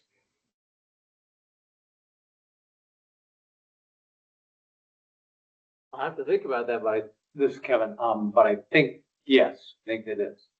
Because again, at that It's scale, just about the financial burden that a housing project that triggers Act 250 is large enough that they're gonna have, the town's gonna have to do more highway maintenance or gravel road maintenance, and whereas they wouldn't on a paved road.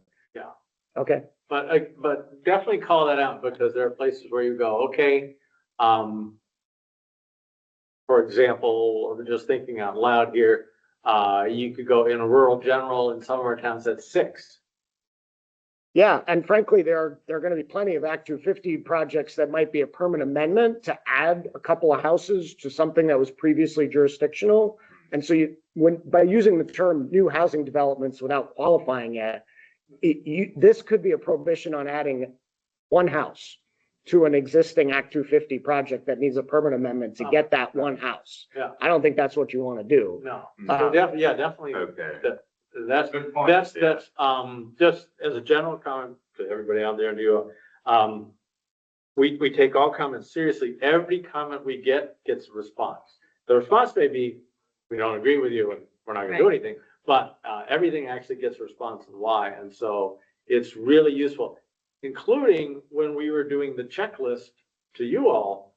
Every now and then I went, oh, like, and so I wrote comments to myself, about like, we need to go back and look at that particular. Mhm. Yeah. I apologize if this is sounding like an interrogation. No, not bad. I'm trying to sort of understand how your regional plan works, because you're right, Yeah. Peter. It is different from all the others that I've seen We were to date. expecting this, and Ma- we think we're the best. I will say that your neighbor this is Alex. I will say your neighbor to the south, has done some similar things in the Mount Escutney, regional plan. Maybe they got some ideas from you. I'm not sure, I but think it's the Black River starts in our region and flows. could be that. So the last one was, again, in the homes in the region section, page 8-16. This is policy 19. It says any public investment in public and private housing subject to Act 250 for the elderly, disabled, and low to moderate income families shall be directed into core settlements or areas within 1 mile of these along state highways and transit routes and away from unsettled rural areas where no services exist. I think I understand the intent. I'm a little concerned that it's discriminatory, that it's saying that low to moderate income families are not allowed to live in rural places. If they're subject to an Act 250 review and there's some public investment in those places. And I think you talk about in the plan that a lot of us live in those rural areas and that we're seeking to flip that sort of current dynamic and get more people into the core areas. But I'm sensitive to saying that there can be no one who benefits from public investment who's low to moderate income living in a rural area as a form of new housing. Like, I don't know that we want to go that Which, far. is that, Number 19. This is policy number 19 on page 8-16.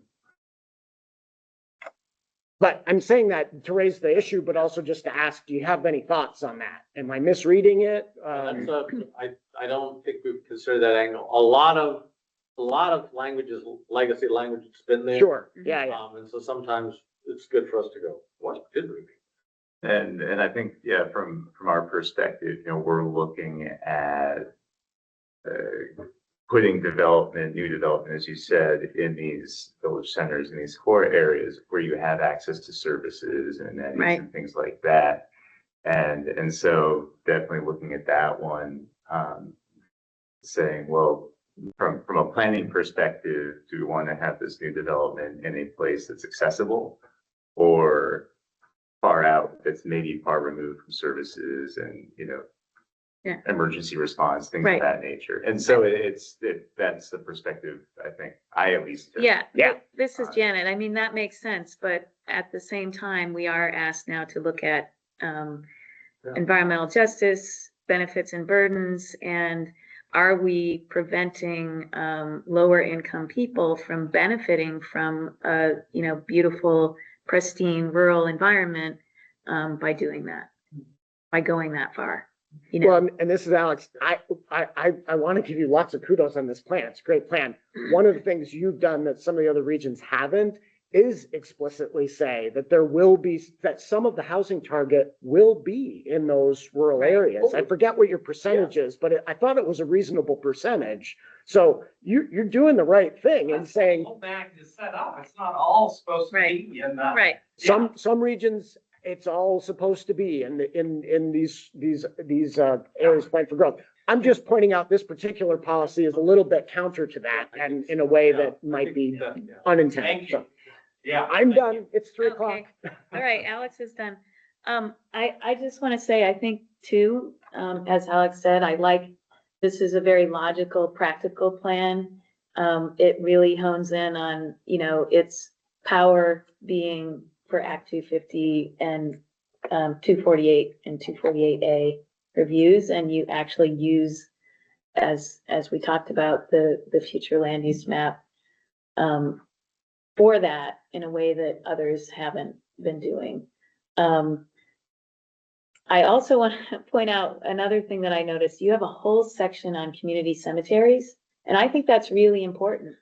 I think that community cemeteries are sometimes the only thing in a really rural town that can have like community development potential. You know what I mean? In terms of bringing a community together, because it's so rural. Not redevelopment. It has no money to do anything, but it could, it could be part of knitting that community together.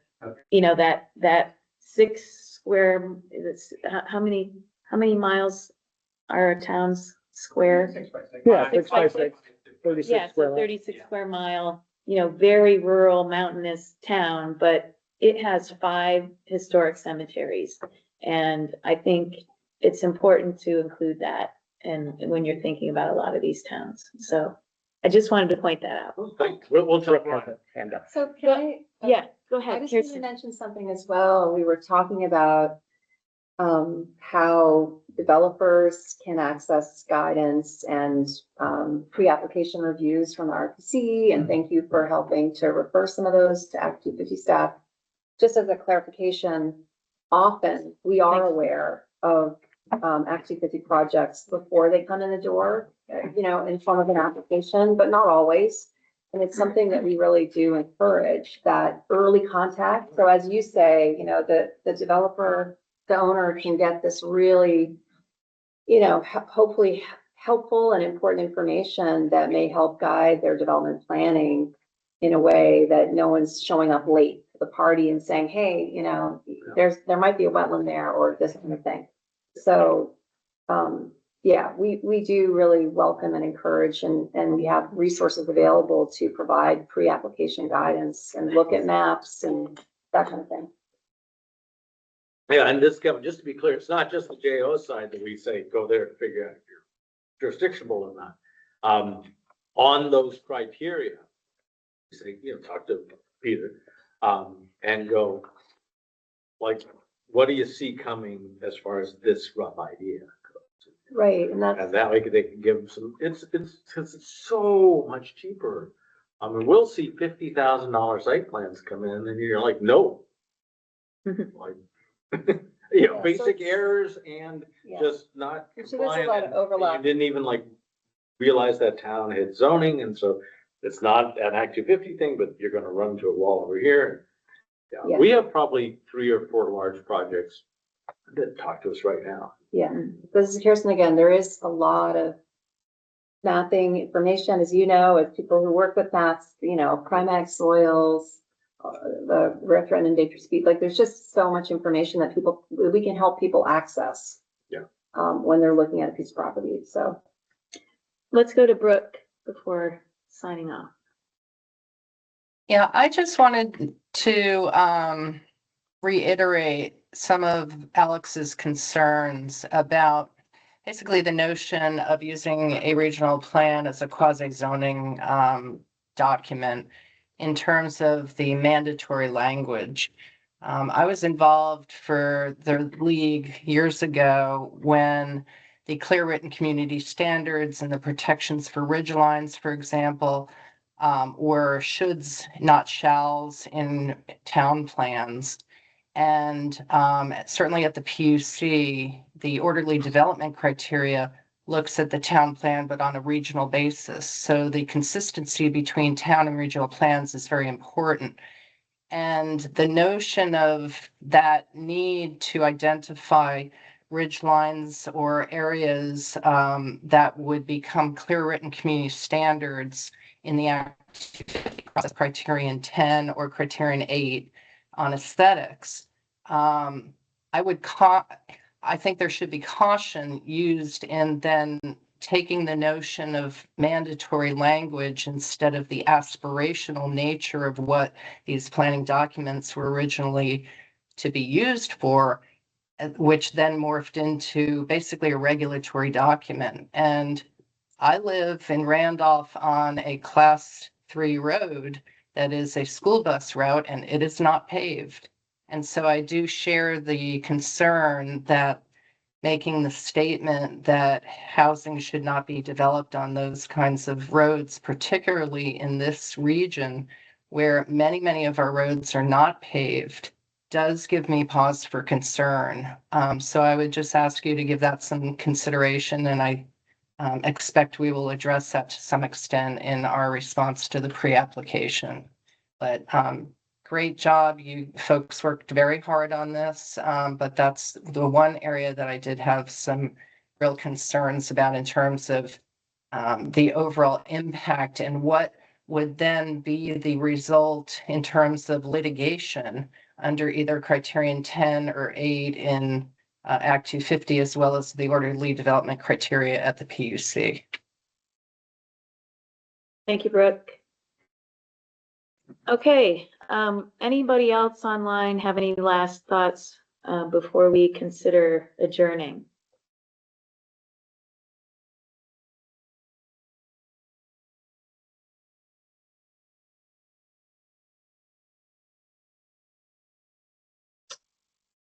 Right, hearing none. I will make the motion to adjourn. Thank I'll you, Alex second it. and Kirsten. All those in favor of adjourning, please say aye. Aye. Aye. Aye. That Brooke is Dingledine is saying unanimous. aye online. That is unanimous. Thank you for being here. Thank you Thank for touring with us. And thank you for a non-500-page plan. And thank you for bringing a lawn board, Alex. Really. Yeah, Goodbye, everybody online. goodbye. Thank you for your good suggestions. And as Kevin said, we will take everything that you said during the hearing and certainly your formal letter of response. Yeah.